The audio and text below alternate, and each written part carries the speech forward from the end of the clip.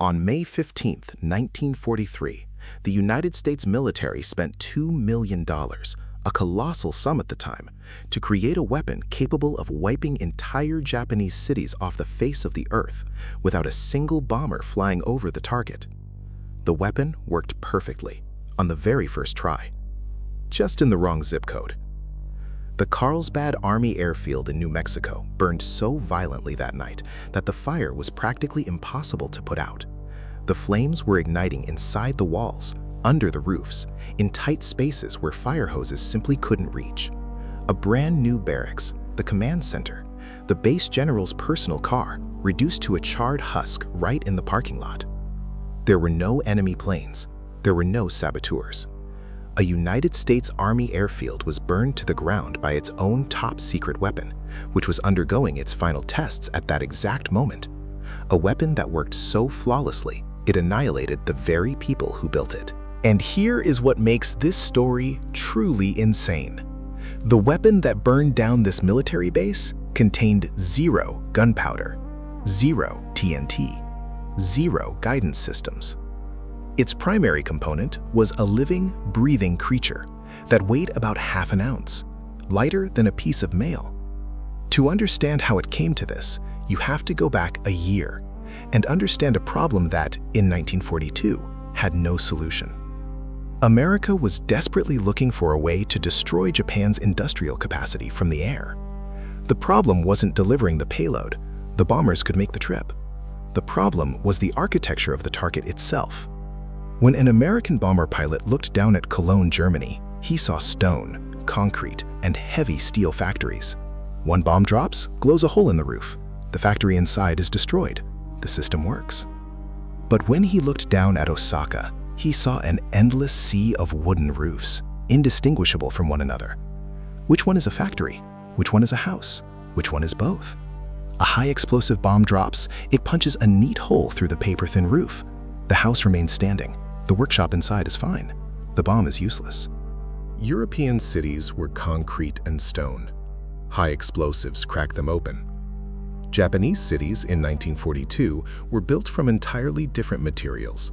Shoji paper screens, bamboo frames, decades-old dry wood that had absorbed moisture and dried out thousands of times.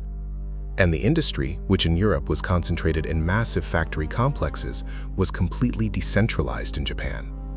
Thousands upon thousands of tiny cottage workshops scattered across residential neighborhoods, each producing components for the war machine, and each physically indistinguishable from the family home next door. To destroy that kind of infrastructure, you don't need explosions, you need fire. A fire that can spread through dry wood and paper faster than anyone can put it out. But how do you deliver fire? Precisely, directly under the roof of tens of thousands of houses across thousands of square miles in a single night, before air defenses can shoot down the carriers. The answer to that question was proposed by a man who had 0 military training, 0 engineering degrees, and 0 strategic background. Lytle Adams was a dentist from Pennsylvania. A dentist. A guy who made a living filling cavities. And this was the man who pitched the Pentagon a weapon that, in subsequent tests, proved to be more effective than napalm. Sometimes history writes scripts so absurd that Hollywood would reject them for being too unrealistic. Dentists have a professional quirk rarely mentioned in this context. They spend their careers studying the anatomy of living creatures on a micro level. Adams also happened to be a passionate naturalist. He spent his free time studying animal behavior, specifically the bats that inhabited the caves of the American Southwest in the millions. He sent a letter to President Franklin D. Roosevelt. By any standard of 1940s military doctrine, the contents of that letter sounded like the ravings of a lunatic. The Mexican free-tailed bat, a species native to the caves of New Mexico, possesses a biological trait that makes it, from a military logistics standpoint, the ultimate stealth bomber. It can carry a payload heavier than its own body weight. Radar cannot see a living object of that size. To the radars of the era, a bat was simply a non-existent target, blending perfectly into the natural background noise. But most importantly, bats have an innate, unoverridable biological instinct. Right before dawn, they seek out the darkest, driest hiding place they can find and wedge themselves into it until nightfall. In a Japanese city, the darkest, driest place you can find is the space between the ceiling and the roof of a wooden house, the attic. Nature had spent 50 million years perfecting the ultimate stealth delivery system for an incendiary charge. Nature just didn't know it was building a weapon. But a dentist from Pennsylvania did. The concept was simple. A casing packed with thousands of bats is dropped from a bomber over a Japanese city at night. In midair, the casing opens and the bats disperse. Each one seeks out its own hiding place within a radius of dozens of miles. Radars can't see them, air defenses are useless. You can't shoot down a target that doesn't appear on a screen and technically isn't a military aircraft. By dawn, tens of thousands of bats are nestled under tens of thousands of wooden roofs across the entire city. And strapped to the chest of every single bat is a microscopic incendiary charge with a timer. And then the timers hit 0, simultaneously. The city doesn't catch fire in one place that can be easily extinguished. The city catches fire in tens of thousands of places at once, from the inside out, right beneath the roofs, in spaces where no fire brigade can reach them in time. The letter made its way to FDR. The president read it and scribbled a memo that sealed the fate of the project. The President of the United States, the man who navigated the country into World War II, read a letter from a dentist about strapping bombs to bats and decided it was worth funding. He didn't throw it in the trash. He didn't hand it to an aide with a note saying, "Another crackpot." He wrote, "This man is not a nut." And the military machine of the largest economy on Earth went to work on weaponizing a flying mammal. Project X-Ray was born. Now comes the strangest part of the story, because the dentist's pitch was just an idea. Turning that idea into a functional weapon meant solving a series of engineering nightmares, all of which required turning a living organism into a controllable component of a military system. And the brightest technical minds of the US defense industry took on this task with absolute deadpan seriousness. Imagine you are a world-renowned scientist. You have just invented napalm, a substance that will change the face of warfare for decades to come. The War Department approaches you with a new spec. Design a time-delayed incendiary bomb that weighs less than an ounce, which can be glued to the chest of a bat without impeding its ability to fly. And instead of laughing them out of the room, you sit down and get to work. Louis Fieser, the literal inventor of napalm, was given this exact task. He built it, a 17-gram incendiary charge with a celluloid casing and a chemical timer, a device the size of a human finger, light enough for a bat to carry, with a delay long enough to let the animal find a hiding spot. Next problem? Transportation. Bombers fly at high altitudes, where temperatures drop well below freezing. Bats are warm-blooded mammals with incredibly fast metabolisms. If they freeze, they die. If you just loaded them into a plane and opened the bomb bay doors, you'd be dropping a capsule full of dead animals over Tokyo. This is where the project crosses the line between military R&D and fever dream science fiction, because the solution to the transportation problem was to induce a mass artificial coma in thousands of living creatures, and then wake them up in freefall from 10,000 feet. Engineers designed a casing shaped like a standard aerial bomb. When dropped, the outer shell would fall away, revealing a series of horizontal trays that opened up like a cardboard accordion. Each tray contained dozens of individual slots for the bats. One casing held over 1,000 animals. But how do you keep 1,000 live, active, flying animals completely docile and predictable right up until the moment of the drop? The solution was physiological. Bats, like many mammals of that size, can enter a state of controlled hypothermia. slowing their metabolic processes to a crawl when the temperature drops. In nature, it's called hibernation. Military engineers built specialized refrigeration units to chill thousands of bats down to exactly 39 degrees Fahrenheit, 4 degrees Celsius. At that temperature, the animal ceases to be an animal in any functional sense. It doesn't move, it doesn't react, its metabolism practically stops. Engineers literally describe this in their reports as putting the subject into storage mode. Once loaded into the casing in this frozen state, the bats ceased to be living creatures. From an engineering standpoint, they were reclassified. They were officially documented as a payload of organic munitions. Organic munitions. The language of military reports sometimes reveals more about the author's mindset than they intend to. From a purely logical standpoint, the math was elegant. Chill them down, the animal is deactivated, safe for transport. Drop them from the plane. As they free fall into the warmer layers of the atmosphere, their body temperature rises. They wake up, instinctively spread their wings, and glide away looking for shelter, right as the accordion casing deploys.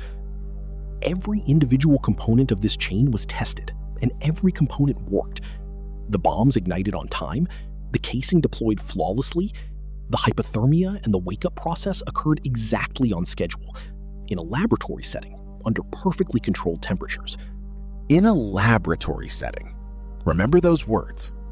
Because the difference between a lab and reality, a difference of just a few degrees and a few extra minutes, was about to turn the final test into a disaster so absurd, it was almost impossible to explain. Because who would believe you? May 15th, 1943, Carlsbad Army Airfield. The final comprehensive test. For the first time, all the components of the system were being tested together. Live animals, live incendiary charges, in conditions as close to a combat drop as possible. This was the day theory met reality. A batch of bats was chilled to the target temperature in the base's refrigeration units. A live, armed incendiary charge was glued to the chest of every animal. The loading process began. Stop for a second and picture this scene. A military base in the New Mexico desert. It's May, it's hot. Men in military uniforms are standing around refrigerators, carefully picking up frozen bats with tiny bombs strapped to their chests and slotting them into an aerial bomb casing. This isn't a movie. This was a real United States military operation at the height of World War II. The temperature calculation, that magic 39 degrees that kept the bats deactivated during loading, was based on lab data. Lab conditions mean a controlled environment, minimal loading time, and zero external factors. A military tarmac in the desert is not a lab. The loading process took longer than it did in the sterile tests. The ambient temperature on the New Mexico tarmac in May was much higher than calculated. And the animals, which are biological organisms, not machines, began to warm up and exit hypothermia much faster than the engineers predicted. A handful of bats woke up during the loading process, with live, activated incendiary bombs strapped to their chests. Read that sentence again. Several bats equipped with live time bombs woke up in the middle of an American military base, not over Tokyo, not in enemy territory, on their own base, surrounded by barracks, parked cars, and the very people who designed the weapons. A disoriented animal, rapidly warming up, yanked from a near-death state back into bright, threatening daylight, does the only thing millions of years of evolution have programmed it to do. It looks for shelter, dark, dry, immediately. The bats broke loose, they scattered across the base, and they did exactly what they were trained to do, exactly what months of engineering and millions of dollars were spent to ensure they would do. They found dark, dry hiding spots, under the roof of a brand new barracks, under the wooden paneling of the control tower, under the hood of a car parked in the officer's lot, the base general's personal vehicle. The system worked perfectly. It just wasn't over Tokyo. It was over a United States Army airfield. The chemical timers ticked down, utterly unaware that their target wasn't an enemy stronghold, but the headquarters of the project that created them. The bombs went off. Imagine the face of the general watching his personal car burn to the ground in the parking lot, set on fire by a bat wearing a bomb that he himself had authorized and funded. It's not a metaphor. It literally happened. Fires broke out simultaneously across multiple points on the base, exactly as designed. From the inside out, under the roofs, in places where firefighters couldn't reach them. And here is a detail that turns this from a funny anecdote into something much colder. Project X-ray was classified top secret, a higher clearance level than most military programs at the time. Very few people even knew it existed. When the base caught fire, standard operating procedure would have been to immediately call in the local fire departments from surrounding towns to help. But explaining to civilian firefighters why a military barracks was simultaneously burning from the inside out in a dozen isolated spots would mean explaining the bat bombs. It would mean exposing a program the War Department was hiding from its own units. Think about the sheer bureaucratic absurdity of this moment. Your base is burning down. You know exactly why. Incendiary bats. But you cannot call the fire department because you would have to say the words incendiary bats out loud, and that sentence itself is classified. The secrecy of the project was deemed more important than putting out the fire the project just started. The personnel on the base had to fight the fire mostly on their own. The base suffered massive damage. The new barracks, the command center, and several other structures were gutted. The general's car was a total loss. And yet here is the paradox that makes this story truly legendary. The Carlsbad fire did not get Project X-ray canceled. In fact, it proved the project's absolute brilliance. Look at it through the cold, calculated lens of military analysis. A system designed to force thousands of living creatures to synchronously seek shelter inside wooden structures and set them on fire simultaneously had just successfully done exactly that, on a real military base, with catastrophic results, with zero human guidance at the moment of ignition. It is arguably the only time in military history where accidentally burning down your own base was classified as a highly successful weapons test. Imagine writing that after-action report. Test successful, base destroyed, recommend continued funding. And the brass agreed. The project wasn't a technical failure. It proved its viability far more convincingly than any controlled simulation ever could have.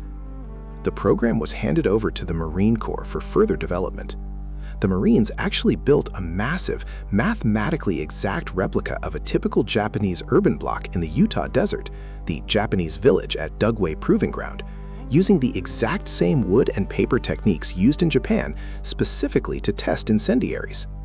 The bat bombs burned the mock city to the ground with an efficiency that military analysts concluded was vastly superior to any other incendiary weapon in the US arsenal, including the standard firebombs already being dropped in combat. By purely technical metrics, it was the greatest infrastructure-destroying weapon of mass destruction in existence. Not one of the best. More effective than napalm, more effective than white phosphorus. And the primary delivery mechanism was an animal you could gather for free in any cave in New Mexico. The unit cost was practically zero. Nature was providing the munitions for free, by the millions. So why was the project canceled in 1944? Not because of the Carlsbad fire, not because of ethical concerns. The ethics of using weaponized biology against civilian populations barely registered in the military documents of the era. The reason was purely bureaucratic and logistical. By the time the project reached operational readiness, projections showed the bat bombs wouldn't be fully ready for mass deployment until mid-1945. At that exact same time, there was another project in development. Less theatrical, no living organisms, no biological unpredictability, no need to refrigerate thousands of animals and pray they didn't wake up early. A project utilizing metal and uranium. By early 1945, the Manhattan Project was moving faster than Project X-ray. The military command was forced to make a choice between two weapons of mass destruction. One was biological, proven, working, having successfully incinerated an entire US base to prove its point. The other was nuclear, theoretically sound but completely untested in the field. They chose uranium. Think about that moment of decision in 1944. A general has two files on his desk. One is a proven system that runs on free bats from a cave. The other is a theoretical $2 billion physics experiment, understood by maybe 50 people on Earth. The general chooses the latter. Why? Because the first one, despite its terrifying efficiency, relied on one fatal, unengineerable component, a living creature that might wake up 5 minutes too early. The $2 million spent on Project X-ray, roughly $40 million in today's money, was written off. The files were locked away and classified for decades. Most of the people involved never spoke publicly about their work, partly due to the secrecy, and partly, one assumes, because of how utterly insane it sounded. Here is what is happening right now as you read this.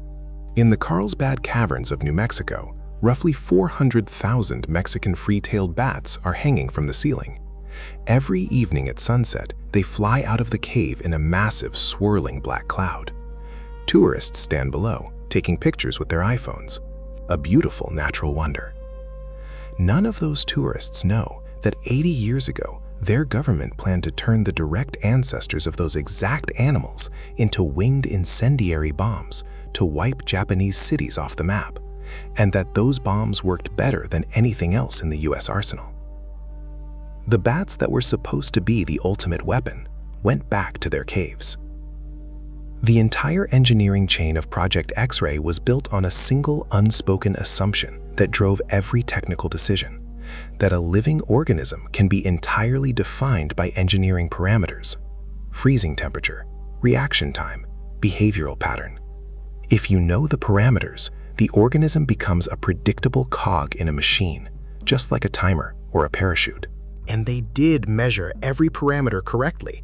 Every engineering solution was flawless within the confines of its assumptions. But the system, in reality, involved thousands of living, breathing organisms interacting in a real-world environment that differed from the laboratory by margins the engineers deemed insignificant. A few degrees of ambient heat, a few extra minutes on the tarmac. That was all it took. Not for the system to fail, but for the system to work exactly as designed, just in the wrong zip code. And here is a fact almost no one mentions. Lytle Adams, the dentist who invented the whole concept, went to his grave believing that canceling Project X-ray was a tragic mistake. He argued, and the military's own test data backed him up, that the bat bombs would have devastated Japan's war machine just as thoroughly as the atomic bombs did, but without the radiation, without decades of nuclear fallout, without the horrific legacy that Hiroshima and Nagasaki carry to this day. He believed the world had chosen the worse of two apocalyptic options. And it leaves you with a deeply uncomfortable thought. What if the dentist from Pennsylvania was right? And that brings us to the ultimate question, the one history has never fully reconciled. If a weapon designed to turn 1 million wild animals into a guided military machine was so terrifyingly effective that it burned down the very base that created it on its first test run, what really failed in Project X-ray? Was it the fundamental arrogance of trying to treat nature as a predictable mechanical component? Or was it just a faulty thermostat in a single refrigeration unit on a hot day in May? And if that other project involving uranium hadn't been ready just a few months earlier, would swarms of bats, rather than mushroom clouds, be the defining symbol of the end of the Second World War?